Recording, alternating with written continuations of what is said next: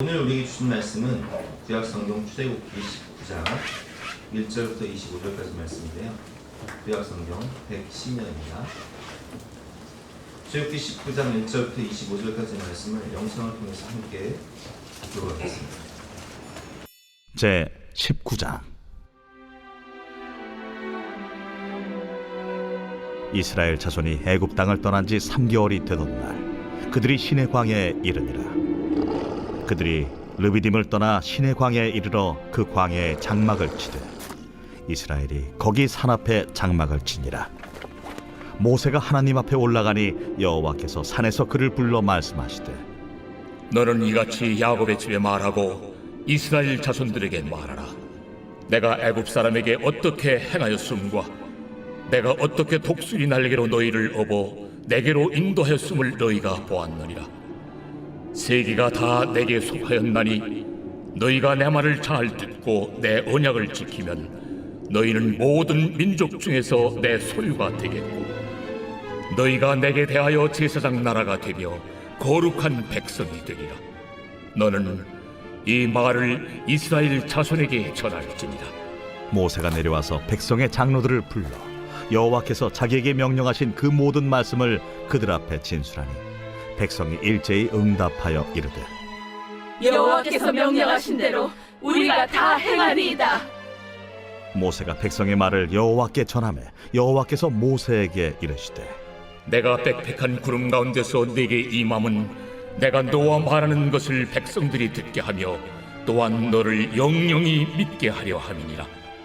모세가 백성의 말을 여호와께 아뢰었으므로 여호와께서 모세에게 이르시되, 너는 백성에게로 와서 오늘과 내일 그들을 성결하게 하며 그들에게 옷을 빨게 하고 준비하게 하여 셋째 날을 기다리게 하라. 이는 셋째 날에 나 여호와가 온 백성의 목전에서 시내산에 강림할 것임이니 너는 백성을 위하여 주위의 경계를 정하고 이르기를 너희는 삼가 산에 오르거나 그 경계를 침범하지 말지니 산을 침범하는 자는 반드시 죽임을 당할 것이라. 그런 자에게는 손을 대지 말고 돌로 쳐 죽이거나 화살로 쏘아 죽여야 하리니 짐승이나 사람을 막론하고 살아남지 못하리라 하고 나팔을 길게 불거든 산 앞에 이를 것이라 하라. 모세가 산에서 내려와 백성에게 이르러 백성을 성결하게 하니 그들이 자기 옷을 빨더라. 모세가 백성에게 이르되, 준비하여 셋째 날을 기다리고 여인을 가까이 하지 말라. 셋째 날 아침에 우레와 번개와 빽빽한 구름이 산 위에 있고 나팔 소리가 매우 크게 들리니 진중에 있는 모든 백성이 다 떨더라. 모세가 하나님을 맞으려고 백성을 거느리고 진에서 나오매 그들이 산기슭에 서 있는데 시내산에 연기가 자욱하니 여호와께서 불 가운데서 거기 강림하심이라. 그 연기가 옹기가마 연기같이 떠오르고 온 산이 크게 진동하며 나팔 소리가 점점 커질 때에 모세가 말한즉 하나님이 음성으로 대답하시더라. 여호와께서 시내산 곧 그 산 꼭대기에 강림하시고 모세를 그리로 부르시니 모세가 올라가매 여호와께서 모세에게 이르시되, 내려가서 백성을 경고하라. 백성이 밀고 들어와 나 여호와에게로 와서 보려고 하다가 많이 죽을까 하노라. 또 여호와에게 가까이 하는 제사장들에게 그 몸을 성결히 하게 하라. 나 여호와가 그들을 칠까 하노라. 모세가 여호와께 아뢰되, 주께서 우리에게 명령하여 이르시기를 산 주위에 경계를 세워 산을 거룩하게 하라 하셨사온즉 백성이 시내산에 오르지 못하리이다. 여호와께서 그에게 이르시되, 가라. 너는 내려가서 아론과 함께 올라오고 제사장들과 백성에게는 경계를 넘어 나 여호와에게로 올라오지 못하게 하라. 내가 그들을 칠까 하노라. 모세가 백성에게 내려가서 그들에게 알리니라.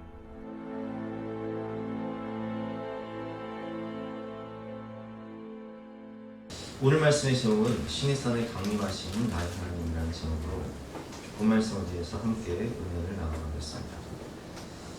출애굽기를 보면 1장부터 18장까지는 출애굽 사건과 광야에서 하나님께서 베푸신 놀라운 은혜와 기적에 대한 이야기죠. 그리고 19장부터는 시내산 언약입니다.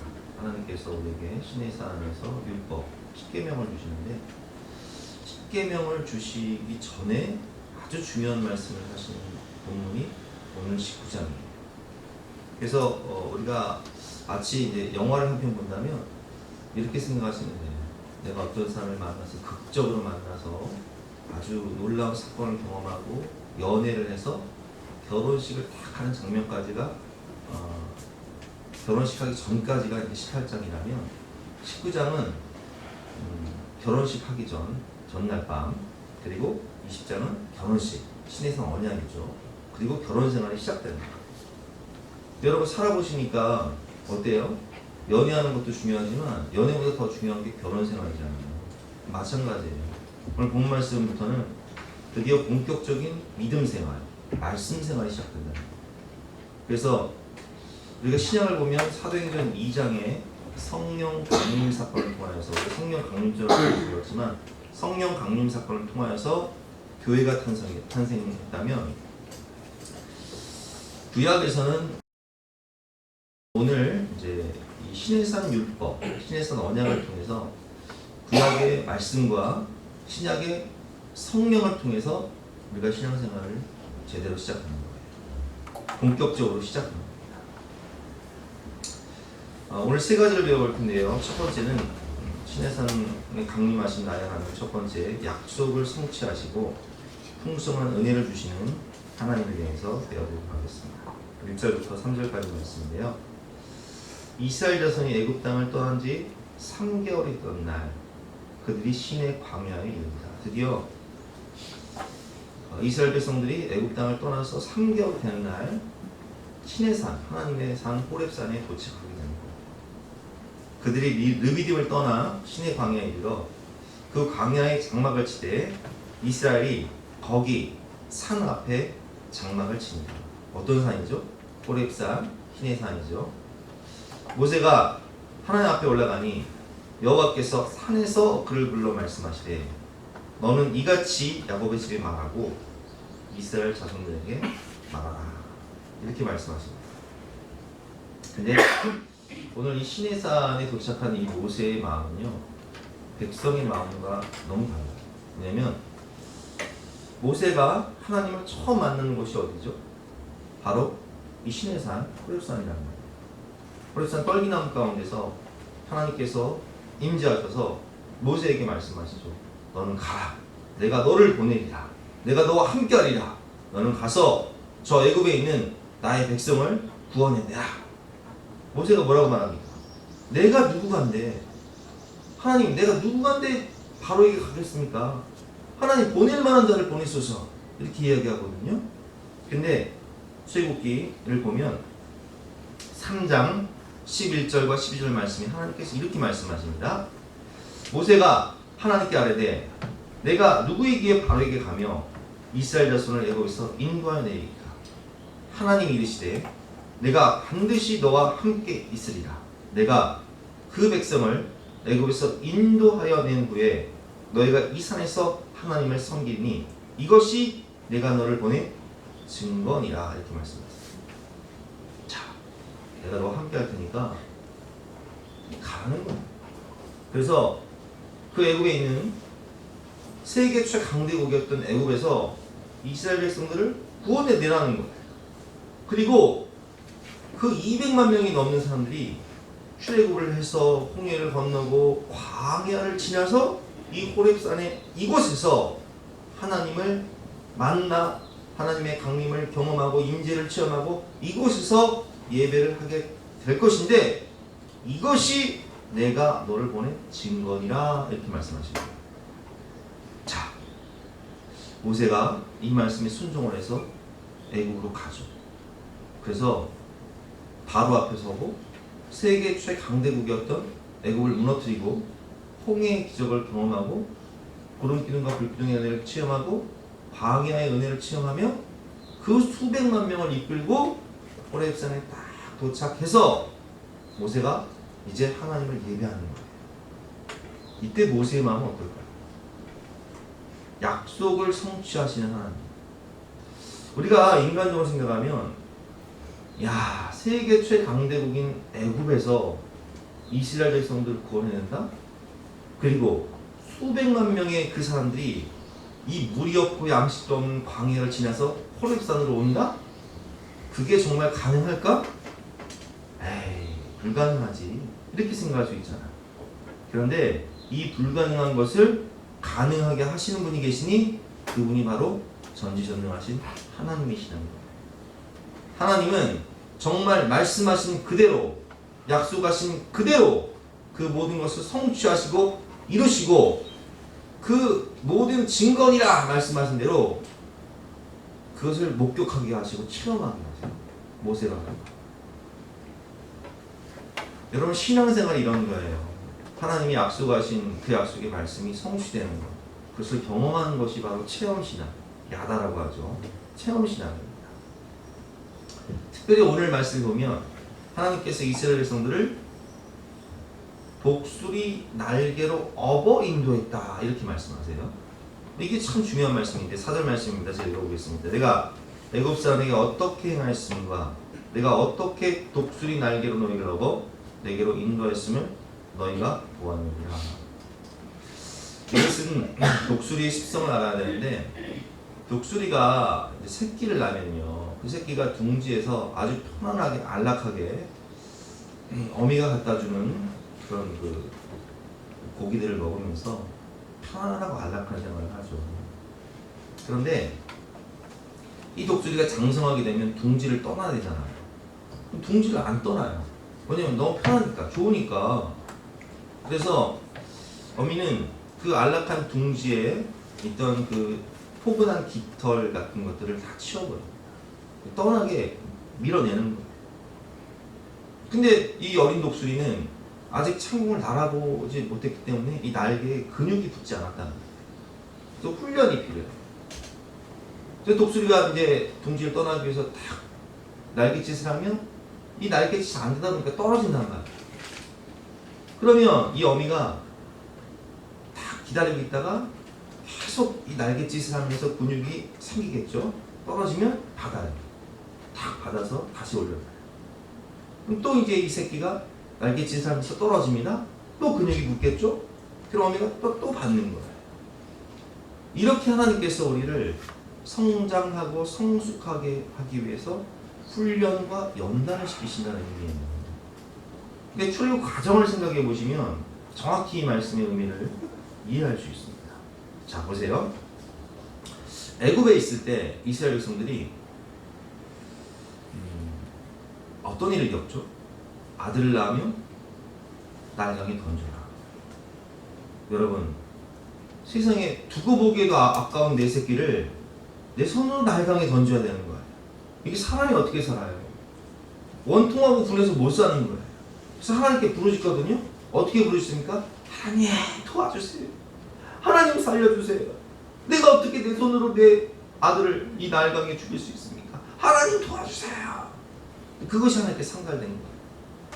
독수리 새끼가 날갯짓을 하면서 떨어지는데, 아이고 나 죽어 엄마 나 살려줘 할 때 엄마가 탁 독수리 날개로 받아주듯이 하나님이 모세를 통해서 애굽의 10가지 재앙, 특별히 6월절 어린 양의 피로 그들을 구원하셔서 드디어 해방이다, 구원이다 나왔단 말이에요. 근데 이게 웬일입니까? 홍해 앞에 서 있는데, 앞에는 홍해, 뒤에는 그 세계 최강대국인 애굽의 군대가 병거를 이끌고 대군이 추격하는 거예요. 이 군대, 세계 최강의 군대와 우압지졸인 이스라엘 백성, 노예 생활만 했던 이스라엘 백성들이 싸운다는 것은 이건 백전백패잖아요. 그래서 이스라엘 백성들이 부르짖습니다. 하나님 살려주세요. 모세가 부르짖습니까? 하나님 어떻게 하라고 합니까? 모세야, 어찌하여 기도만 하느냐? 내 손을 내밀어 지팡이를 들고 홍해를 쳐라! 그때 홍해가 쫙 갈라지면서 마른 땅이 되는데, 이스라엘 백성들이 애국 군대가 추격을 하고 하나님이 그 물을 그냥 확 덮어버리십니다. 이게 뭐예요? 독수리가 새끼가 날갯짓 할 때 그 어미가 탁 받아 죽듯이 그렇게 하나님 구원해 주셨다는 거예요. 그래서 홍해의 기적을 경험하고 3일이 지나 마라에 도착했는데 물이 없어 목말라 죽겠는데 간만에 발견한 물이 쓴물이라 먹을 수가 없어요. 하나님 목말라 죽겠어요. 왜 우리를 광야로 인도해서 세상에 마실 물도 없고 먹을 것도 없고 어떻게 살라는 겁니까? 한 나무를 그 말할 쓴물에 던지니 그 십자가를 던지니 그것이 단물로 바뀌게 됩니다. 여러분, 이런 사건들, 더워서 죽을 때 하나님 더워 죽겠어요. 이 광야에서 어떻게 살라고요? 구름 기둥. 밤에는 추워서 잠을 잘 수가 없어요. 불 기둥. 배고파서 굶어 죽겠어요. 만나와 맥주야. 물이 없어 목말라 죽을 때 반석을 쳐라. 르비딤물을 사. 아말렉을 만나서 전쟁할 때 이스라엘 백성들은 전쟁을 경험하지 못했기 때문에 꼼짝없이 질 수밖에 없지만 모세가 아론과 우리 모세가 기도할 때 두 손을 다 붙잡고 여호수아가 전쟁에 나가니 승리를 경험하게 하죠. 이런 모든 사건들이 돌이켜보면 하나님이 독수리 날개로 우리를 다 받아주어서 인도했던 것처럼 우리 인생을 돌아보면요, 우리가 참 많은 고난을 만납니다. 많은 사건들 가운데 하나님 살려주세요. 하나님, 어떤 분들은 저한테 찾아와서 이런 얘기해요. 목사님, 제 운때는 여기까지가 끝인가 보. 여기까지가 끝인가 보. 어떤 분들은 밤을 새서 고민하다가 새벽기도 받으시는 거예요.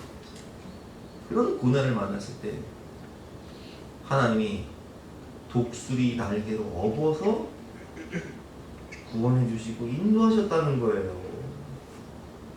그 모든 사건, 그 모든 때마다 하나님이 도와주시고 인도하셨다는 거예요. 그래서 어떻게 하셨다는 거예요? 우리가 하나님의 은혜를 체험하고 하나님의 사람으로 거듭나도록 성숙하고 성장하도록 독수리 날개로 업어 인도하시는 은혜를 체험하게 하셨다는 거예요. 그래서 우리는 그 모든 하나님의 은혜를 체험하고 독수리 날개로 나를 업어주신 하나님의 은혜를 체험하고 역시 하나님은 나의 아버지 하나님이시다. 하나님 나의 피난처시오. 하나님 나의 반석이시오.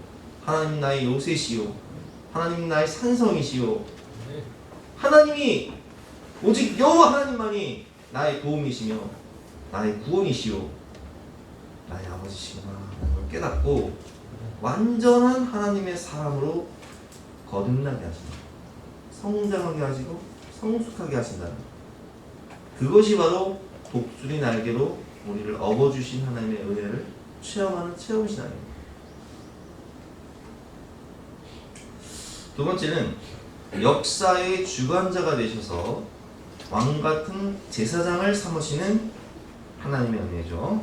오늘 본문 5절부터 8절까지 말씀이죠. 특히 5절과 6절 말씀이 중요한데요. 제가 읽어보겠습니다. 세계가 다 내게 속하였나니. 자, 이게 무슨 말씀입니까? 하나님이 온 우주를 창조하시고 역사의 주관자가 되신다는 거예요. 나라를 세우시는 분도 하나님, 나라를 멸망시키시는 분도 하나님. 세계가 다 내게 속하였나니. 역사의 모든 것을 운행하시고 통치하시는 하나님, 나라의 흥망성쇠는 하나님께 있다는 거예요. 너희가 내 말을 잘 듣고 내 언약을 지키면 너희는 모든 민족 중에서 내 소유가 되겠고. 자 보세요 여러분, 이스라엘 민족이 원래 어떤 가정, 누구의 가정이었어요? 야곱의 집이죠? 야곱의 12아들이었죠?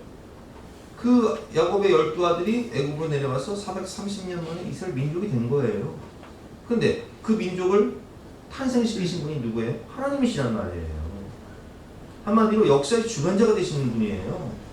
그 이스라엘 백성들이 6절 말씀처럼 너희가 내게 대하여 제사장 나라가 되며 거룩한 백성이 되리라. 너는 이 말을 이스라엘 자손들에게 전할지니라. 어떻게 하면? 내 말을 잘 듣고 내 언약을 지키라. 시내산 언약 체결을 하시기 전에 시내산 언약, 이 율법, 하나님의 십계명 말씀을 잘 듣고 지키면 너희는 내 소유가 되겠고 너희가 내게 대하여 제사장 나라가 되며 거룩한 백성이 되리라. 너는 이 말을 이스라엘 자손들에게 전할지니라. 이렇게 말씀하십니다.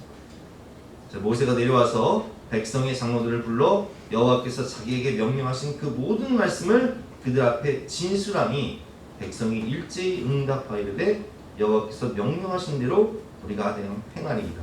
모세가 백성의 말을 여호와께 전하매. 자, 우리가 말씀을 주신 하나님께 왜 우리가 하나님의 말씀을 잘 지켜야 하는지를 알려주시는 내용입니다. 자, 우리가 여러분 왜 하나님의 말씀을 지켜야 되죠? 하나님께서 우리에게 이렇게 말씀하시는 거예요. 내가 너를 구원했다. 내가 너를 만들었다. 내가 이 세상에, 이 대한민국이라는 나라에, 이 시대 가운데 내가 너를 보냈다. 역사의 주관자는 하나님이다.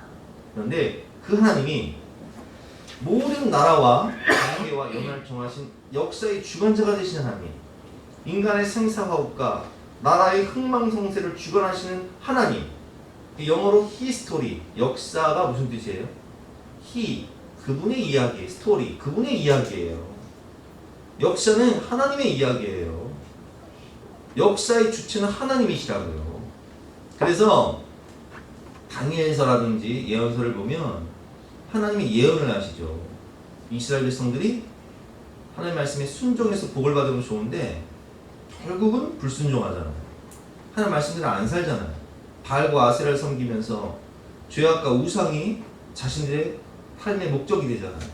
쾌락을 탐하면서 욕심에 눈이 멀어 하나님을 배반하잖아요. 그래서 하나님께서 역사의 주관자가 되신 하나님께서 북이스라엘은 아수르에 의해서 BC 722년에 아수르에 의해서, 그리고 남유다는 BC 586년에 바벨론에 의해서 멸망시키신단 말이에요. 근데 예레미야 선지자를 통해서 뭐라고 말씀하시죠?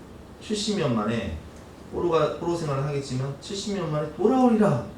그래서 정말 그 약속의 말씀대로 그들이 바벨론에서 70년 노예 생활을 하지만 이 바사왕 고레스가 왕이 됨으로 인해서 칙령을 내려요. 돌아가라. 다 돌아가라. 그래서 귀환한단 말이에요. 그래서 느헤미야 우리가 성벽 재건하고 학계, 성전 재건하고. 근데 역사의 주관자가 되신 하나님께서 다니엘을 통해서 또 어떻게 예언하시죠? 바벨론을 무너뜨릴 나라가 일어날 것이다. 그것이 어떤 나라예요? 페르시아. 그리고 페르시아를 무너뜨릴 나라가 일어날 것이다. 헬라를 무너뜨릴 나라가 일어날 것이다. 로마. 이건 이 세계사예요. 근데 하나님은 이미 이 세계사를 우리가 여러분 학교에서 배우는 국사나 세계사는 과거에 있었던 거예요. 그렇죠? 하나님께 배우는 세계사는 장차 일어날 일이에요. 그게 예언서, 요한계시록, 예언서, 다니엘서 이런 것들 다 예언서죠. 이게 왜 어떻게 이렇게 예언할 수 있어요? 하나님 뜻대로 하시기 때문에, 미래를 이미 하나님이 결정하시기 때문에 이렇게 나라의 흥망성쇠를 하나님 주관하시는 거예요. 그리고 하나님께서 말씀하시죠. 세상 나라는 다 멸망하지만 영원한 하나님의 나라가 설 것이다. 그것이 바로 예수 그리스도를 통한 하나님의 나라. 그러니까 우리는 하나님의 나라를 믿는 사람입니다. 예수님이 이 땅에 다시 오실 때 이제 예수님이 통치하시는 영원한 하나님의 나라가 온다는 거예요. 그래서 우리는 그 천국을 소망하면서 믿음으로 사는 사람들이잖아요. 그렇습니다, 여러분. 우리가 왜 하나님의 말씀을 두렵고 떨림으로 받고 잘 지켜야 되나요? 그 말씀을 잘 지키면 어떻게 되나요? 오늘 말씀처럼 우리는 하나님의 소유가 되고 너는 내 것이다. 이게 무슨 뜻이에요? 너는 내 것이다.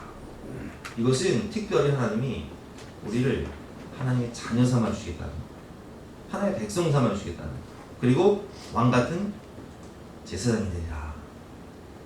그리고 거룩한 백성이 될 것이다. 이렇게 세 가지를 약속하시죠. 특별히 여기서 중요한 건 왕같은 제사장이에요. 제사장 나라죠. 제사장 나라는 하나님과 세상을 연결하는 생명과 축복의 통로를 의미합니다. 제사장은 중보자잖아요. 죄인된 우리가 하나님께 나아갈 수가 없어요. 그래서 인간과 하나님을 중간에서 다리 역할을 하는, 통로 역할을 하는 게 제사장이란 말이에요. 백성들의 모든 기도 제목을 가지고 가서 하나님께 기도를 하죠. 그리고 응답을 받아서 백성에게 전해줘요. 이게 제사장이다. 그러니까 하나님과 백성의 통로 역할이 제사장이라면 제사장 나라는 어떤 역할을 하냐? 제사장 나라는 하나님과 세상이라는 이 중간에서 하나님과 세상을 연결하는 다리 역할, 통로 역할을 하는 거예요. 그래서 축복의 통로, 생명의 통로가 바로 제사장 나라인 것입니다. 하나님이 우리를 축복의 통로, 생명의 통로로 불러주셨다는 거예요. 그래서 오늘 본 말씀을 잘 읽어보면 이 베드로전서 2장 9절 말씀하고 똑같아요. 너희는 내 것이 되겠고 너희는 세상 나라가 될 것이고 너희는 거룩한 백성이 되라. 이 세 가지 약속하셨죠. 베드로전서 2장 9절 읽어볼까요? 그러나 너희는 택하신 족속이요 택한 백성이라는 거죠. 왕같은 제사장들이요 거룩한 나라. 세 가지가 똑같죠. 거룩한 백성, 거룩한 나라. 그의 소유된 백성이니 이는 너희를 어두운 데서 불러내어 그의 기이한 빛에 들어오게 하시니 아름다운 덕을 선포하게 하려 하십니다. 이건 제가 여러 번 말씀드렸기 때문에 여러분 너무 잘 아실 거예요. 우리 인사할 때 뭐라고 인사하죠? 당신은 하나나라의 간판스타입니다. 그러니까 간판스타라는 게 뭐예요? 어두운 데서 불러내어 그의 기이한 빛에 들어가게 하시니에 아름다운 덕을 선전하고 선포하는 하나님 나라의 간판스타라는 뜻이에요. 그러니까 사람들이 우리 보면서 와, 저 인생 보니까 야, 옛날에는 진짜 저런 쪼다, 저런 찐따가 없었는데 어떻게 저렇게 된 거야? 이야, 대단하네. 모세 보세요, 여러분. 아, 저 목동 아니었어, 저거? 시내산에서 양치던 목동 아니었어? 저 노숙자였는데 어떻게 민족의 구원자가 된 거야? 어떻게 저렇게 위대한 성경의 저자가 된 거야? 이야, 대단하네. 하나님 대단하시네. 하나님 나라의 간판스타. 왕같은 제사장은 그런 뜻이에요, 여러분. 축복의 통로, 복의 근원. 창세기 12장 1절부터 3절 말씀. 여호와께서 아브라함에게 이르시되 너는 너의 고향과 친척과 아버지 집을 떠나 내가 내게 보일 땅으로 가라. 내가 너 큰 민족을 이루고 내게 복을 주어 네 이름을 창대하게 하니 너는 복의 근원이 될 것이다. 복이 될 것이다. 너를 축복하는 자에게는 내가 복을 내리고 너를 저주하는 자에게는 내가 저주하니 땅의 모든 족속이 너로 말미암아 복을 얻을 것이다. 세상의 모든 영혼들이 나로 말미암아 하나님을 만나고 생명을 얻고 천국을 소유하게 되는 축복의 통로, 제사장 나라, 왕같은 제사장. 그런 뜻입니다. 단서가 있죠. 근데 뭘 하면? 하나님의 말씀을 잘 묵상하고 읽고 그리고 배우고 순종하며. 하나님께서 신에서 언약을 주시기 전에 이렇게 말씀하시는 거예요. 내가 세상의 주관한 자다. 역사의 주관이다. 내가 너를 독수리 날개로 업어서 인도했지. 내가 너를 창조하고 구원했지. 자, 그러니 내 말을 잘 지키면 너는 내 것이 될 것이고 너는 제사장 나라가 될 것이고 너는 거룩한 백성이 될 거야. 이렇게 말씀하셨어요. 시편 1편 말씀. 복 있는 사람은 어떤 사람이라고요? 복 있는 사람은 2절 말씀. 오직 여호와의 율법을 즐거워하여 그의 율법을 주야로 묵상하는도다. 그는 시냇가에 심은 나무가 철을 따라 열매를 맺으며 그 잎사귀가 마르지 아니함 같으니 그가 하는 모든 일이 다 형통하리로다. 아멘. 여러분, 하나님의 말씀을 잘 묵상하고 그 말씀을 가슴에 새기고 하나님의 말씀을 많이 읽으면요, 하나님이 우리 자녀들에게 하늘의 지혜를 주세요. 여호와를 경외하는 것이 지혜의 근본이다. 솔로몬이 전무후무한 하나님의 축복을 받은 이유가 뭐예요? 그가 지혜의 왕이 되는 것이 뭐예요?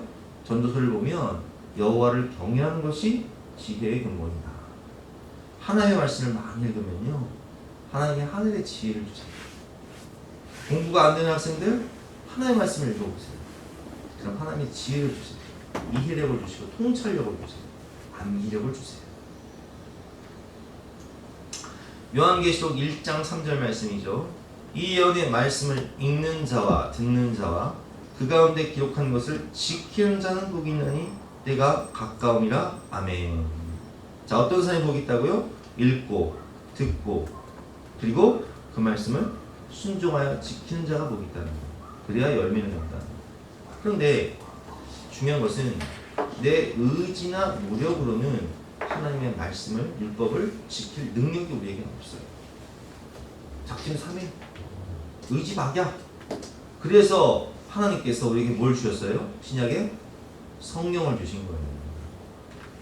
성령을 통해 성령이 우리에게 어떤 마음을 주시죠? 죄를 미워하게 하세요. 죄가 싫어지게 하세요. 그리고 하나님의 말씀을 깨닫게 하시고 하나님의 말씀을 사모하게 하시고 하나님 말씀 따라 순종하고 싶은 은혜를 주세요. 감동을 주세요.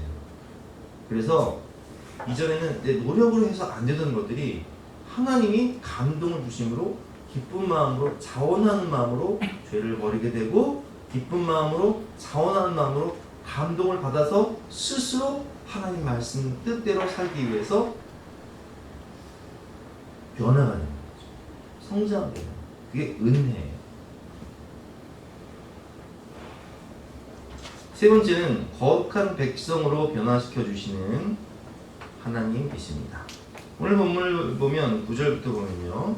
여호와께서 모세에게 이르시되 내가 빽빽한 구름 가운데서 내게 임함은 내가 너와 말하는 것을 백성이 듣게 하며 또한 너를 영영히 믿게 하려 함이라. 모세가 백성의 말을 여호와께 아뢰었으므로 여호와께서 모세에게 이르시되 너는 백성에게로 가서 오늘과 내일 그들을 성결하게 하며 그들에게 옷을 빨게 하고 준비하게 하여 셋째 날을 기다리게 하라.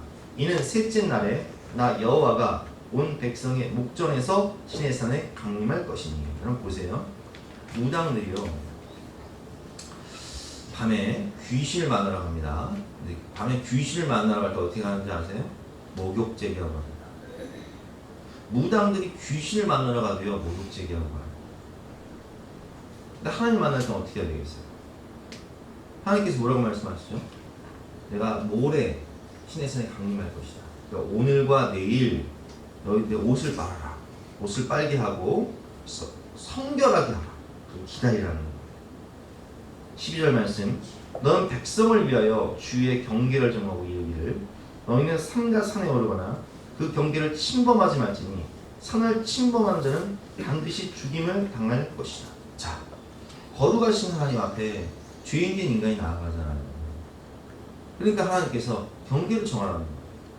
침범하지 말라는 거예요. 침범하는 자는, 그런 자는 손을 대지 말고 돌로 쳐 죽이거나 화살로 쏘아 죽여야 하니 짐승이나 사람을 막론하고 사람치 못하리라 하고 나팔을 길게 불거든 산 앞에 이를 것이니라 하라. 그래서 모세가 산에서 내려와 백성에게 말을 하죠. 백성에게 성결하게 하라. 그래서 자기의 옷을 빨아요. 15절 말씀. 모세가 백성에게 이르되 준비하여 셋째 날을 기다리고 여인을 가까이 하지 말라 하니라. 셋째 날 아침에 우레와 번개와 빽빽한 구름이 산 위에 있고 나팔 소리가 매우 크게 들리니 진중에 있는 모든 백성이 다 떨더라. 모세가 하나님을 맞으려고 백성을 거느리고 진에서 나오매 그들이 산 기슭에 서 있는데 시내산의 연기가 자욱하니 여호와께서 불 가운데 거기 강림하시니라.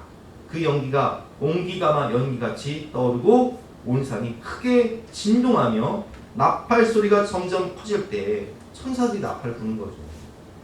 막 우레와 번개 사이에 자욱한 연기 가운데 하나님이 강림하신 천사들이 나팔을 불고 점점 커질 때 모세가 말한즉 하나님의 음성으로 대답하시더라. 여호와께서 신의 산 곳 그 산 꼭대기에 강림하시고 모세를 끌려 부르시니 모세가 올라가매 여호와께서 모세에게 이르시되 내려가서 백성을 경고하라. 백성이 밀고 들어와 나 여호와에게로 와서 오려고 하다가 많이 죽을까. 참 인간은요 호기심이 많아서 하지 말라면 해요. 먹지 말라면 먹어요. 그래서 선악과 따먹듯이 하나님께서 경계를 정하시고 하나님을 직접 보면 죽기 때문에 경계를 정하셨는데 인간이 호기심이 많아서 나는 몰려가서 봐야겠다 하고 침범하는 사람도 있을 수 있잖아요. 그러니까 21절 말씀에 여호와께서 모세에게 이르시되 내려가서 백성을 경고하라. 백성이 밀고 들어와 나 여호와에게로 와서 보려고 하다가 많이 죽을까 하노라. 그러니까 모세가 뭐라고 해요? 아니 하나님 안 올 거예요. 죽으면 보면 죽는데 어떻게 와요? 다시 말씀하십니다. 20절 말씀에 여호와께서 그에게 이르시되 가라. 너는 내려가서 아론과 함께 올라오고 제사장들과 백성에게는 경계를 넘어 나 여호와에게로 올라오지 못하게 하라. 내가 그들을 칠까 하노라. 모세가 백성에게 내려가서 그들에게 알리니라. 아멘. 여러분, 이 말씀대로라면 하나님이 강림하셔서 하나님을 보는 사람은 다 죽는 거예요. 그래서 이사야 선지자는요, 이사야서 6장에 보면 6장 그가 하나님의 임재, 하나님의 그 나라에 올라가 버리죠. 그러니까 이사야가 5절 말씀이 뭐라고 얘기해요? 그때 내가 말하네 화로다 나여 망하게 되었도다. 나는 입술이 부정한 사람이요, 나는 입술이 부정한 백성 중에 거주하면서 만군의 여호와이신 왕을 배웠음이로다 하였더라. 나는 죽었구나. 구약시대에 하나님 만나면 죽는 거예요.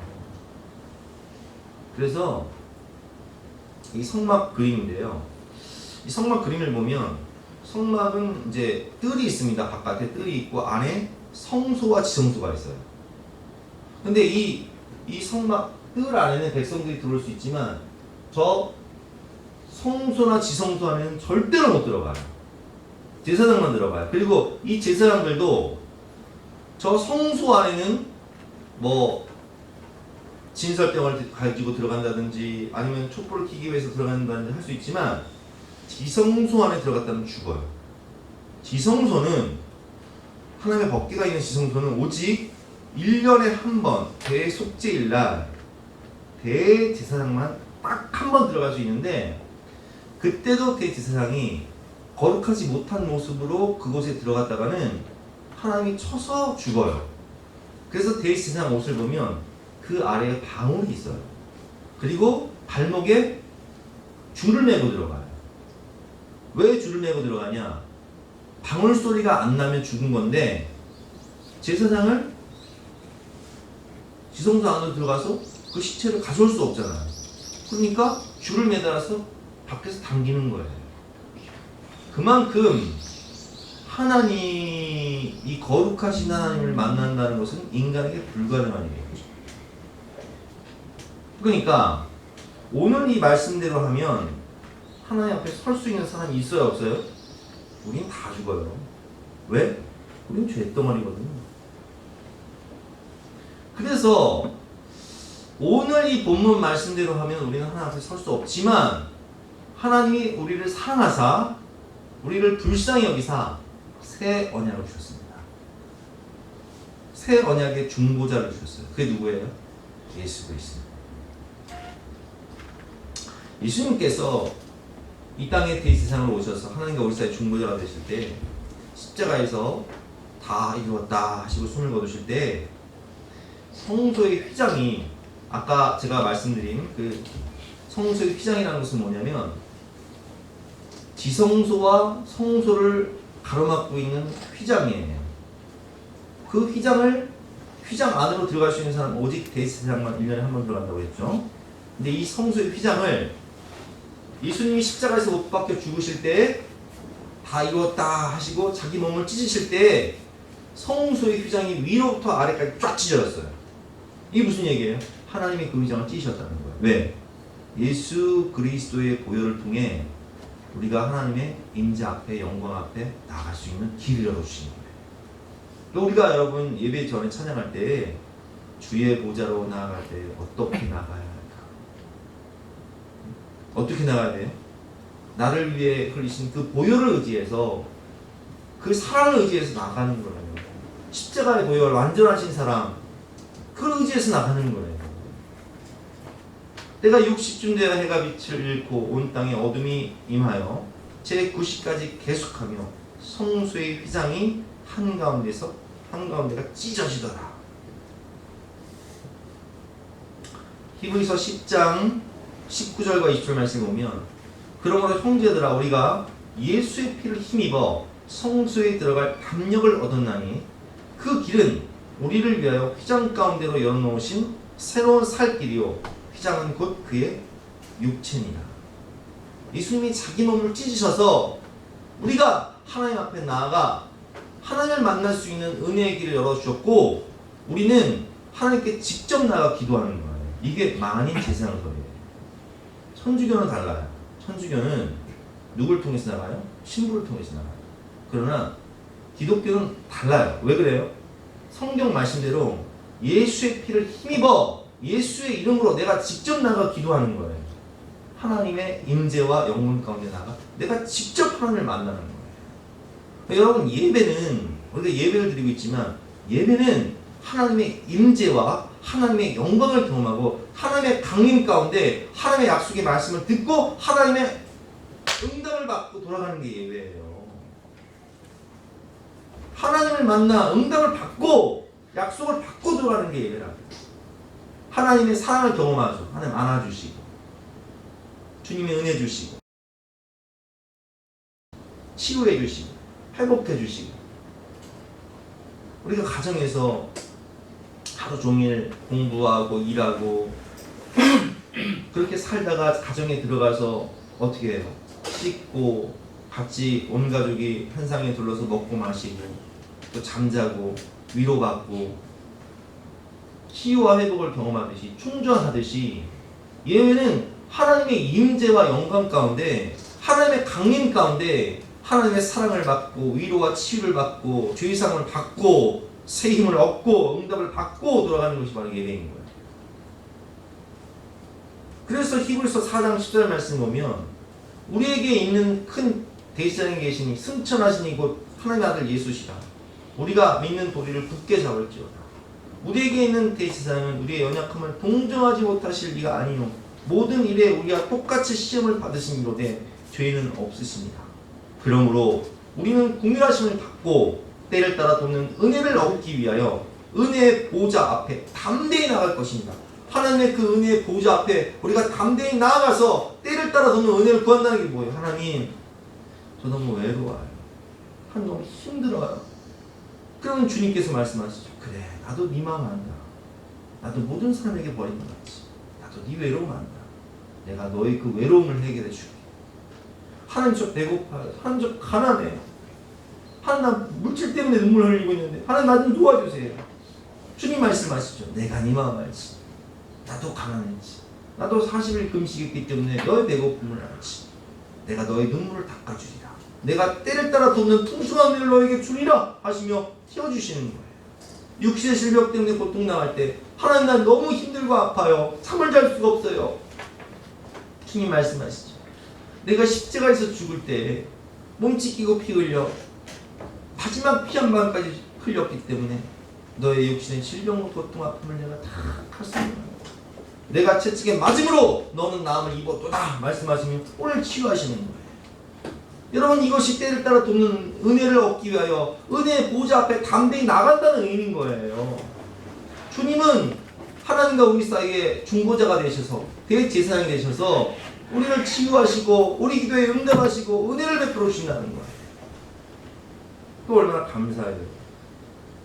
그래서 우리를 예수님의 보혈로 씻겨주시고 의롭다 하시는 하나님의 은혜와 사랑으로 말미암아 우리는 보혈을 힘입어 회개하며 하나님 앞에 나아갈 때 하나님은 그 영광의 빛, 그 은혜의 빛 가운데 임재하시고 강림하셔서 우리에게 한없는 축복을 놀라운 은혜를 주시는 것이죠. 그러나 중요한 게 있습니다. 예수님을 믿는 믿음이 없으면 하나님의 이 무시무시한 심판을 받게 된다는 거예요. 오늘 하나님께서 뭐라고 말씀하시죠? 거룩한 하나님 앞에 나올 때 죄인된 인간이 경계를 침범하고 죽는다는 거예요.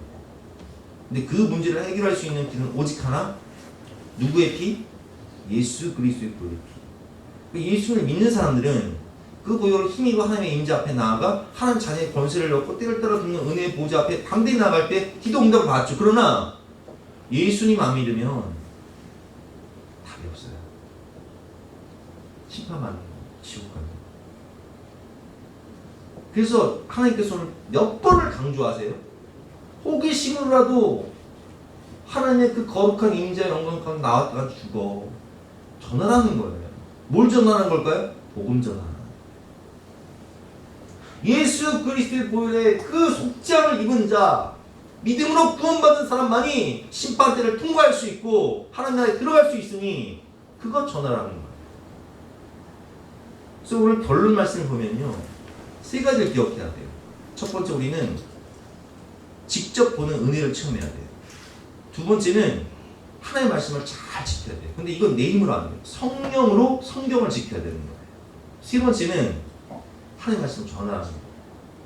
4절과 5절, 6절 말씀 제가 다시 읽어보겠습니다. 내가 애굽 사람에게 어떻게 행하였음과 내가 어떻게 독수리 날개로 너희를 업어 내게로 인도하였음을 너희가 보았느니라. 본다는 것은요, 증인이에요. 체험하지 않으면, 목격하지 않으면 증인이 못 되는 거예요. 이스라엘 백성들이 애굽의 10가지 기적을 보았고 홍해를 경험하고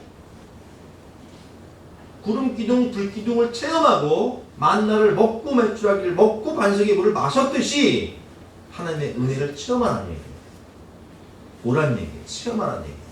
체험했으면 두 번째, 하나님의 말씀 잘 지켜 살라는 얘기예요. 세계가 다 내게 속하였으니 너희가 내 말을 잘 듣고 내 언약을 지키면 너희는 모든 민족 중에서 내 소유가 되겠고.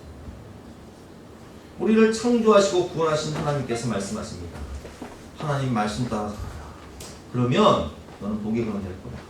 너는 왕같은 세상 될 거야. 너는 거룩한 나라가 될 거야. 너는 보배롭고 존귀한 하나님 자녀의 권세를 얻은 축복의 통로가 될 거야. 그리고 말씀하십니다. 6절 말씀, 너희가 내게 대하여 제사장 나라가 되며 거룩한 백성이 되리라. 너는 이 말을 이스라엘 자손에게 전할지니라. 그래서 전한다는 말은 하나님 말씀을 펼쳐놓는다는 뜻이에요. 뭘 펼쳐놓을까요? 하나님의 복음을, 하나님의 생명의 말씀을 펼쳐놓고 전하는 얘기예요. 예수 안 믿으면 지옥 가, 심판받아. 예수님 믿어야 너는 복의 근원이 될 수 있고 너는 왕같은 세상 되는 거야. 하나님 말씀 따라 살아. 이렇게 전하는 거예요. 첫 번째 뭐라고요? 체험해라. 보고 체험해라. 두 번째, 하나님 말씀에 순종해서 그 말씀을 잘 지켜서 역사의 주관자가 되시고 만왕의 왕이 되신 하나님 약속하신 대로 왕같은 제사장으로 살아라. 세 번째, 내가 누렸으면, 내가 체험해 봤으면 아니라 아직 구원받지 못한 사랑하는 가족들, 꼭 천국으로 데려가야 할 그 소중한 영혼들에게 이 생명의 말씀을 전해서 구원하는 거예요. 이것이 오늘 결론 말씀입니다. 오늘 함께 주신 말씀 붙잡고 찬양하고 기도할 때 여러분, 우리는 왕같은 나사입니다. 우린 거룩한 나라입니다. 하나님 우리를 축복의 통로로 사용하실 것입니다. 주신 말씀 붙잡고 우리 간절한 마음으로 찬양하고 기도하도록 하겠습니다.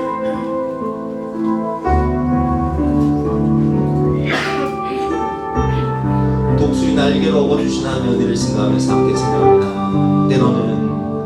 때로는